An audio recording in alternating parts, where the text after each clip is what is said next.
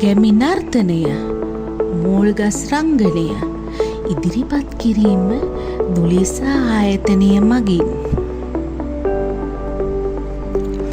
ගැමි නර්තන අංගය.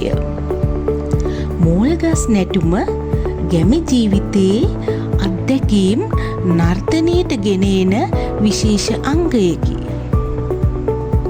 මෝල්ගසේ නිර්මාණය. කිතුල් හෝ පොල් ලී වලින් සකස් කරයි.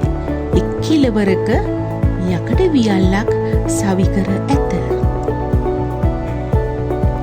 මෝල්ගසේ භාවිතය.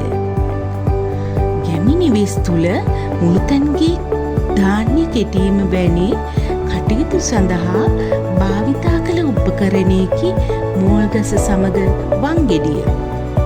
ශාන්ති කර්ම අවස්ථාවලදීද එය පාවිච්චි විය. ජනප්‍රියත්වය. 1980 දශකයේදී මිරෙන්ඩා හේමලතා ගුරු මහත්මිය විසින් නූපුර රාවය නර්තන ප්‍රසංගයට ගෙන අංගයකි. එය ජනතාව අතර දැඩි ලෙස ප්‍රචලිත විය. මෝල්ගස් සහ කවි. මෝල්ගස් කවි මගින් එහි ස්වභාවය විස්තර කෙරේ. නවීන වේදිකා සඳහා නව මෝල්ගස් කවි රචනා වී ඇත. නවීන වේදිකාවට ගෙන අංගය. වී කිටීමේ ක්‍රියාවලිය සරල අංග චලන මගින් පෙන්වීම නර්තනයේ ප්‍රධාන අරමුණ වේ. එමගින් ගැමි ජීවිතය හා කෘෂිකර්මය නර්තනයට ගෙනේ. මෝල්ගස් කවි. මෝල්ගස් කවි අපි දැන් මැදුම් තනිදිතට අනුව ගායනා කරමු.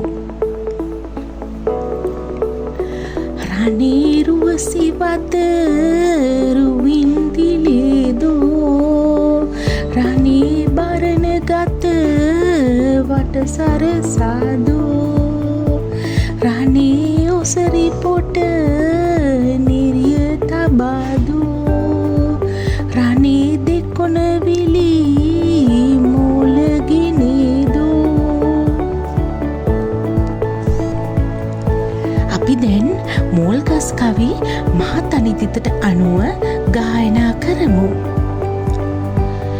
දිවිකාදුරුද ගස එතැන තියනේ සත්විය තාක් දිග මොහොල කපානේ රන්විලි දෙකොනට සොඳින් තබානේ සත්දින දෝස හැර දෙපා තබානේ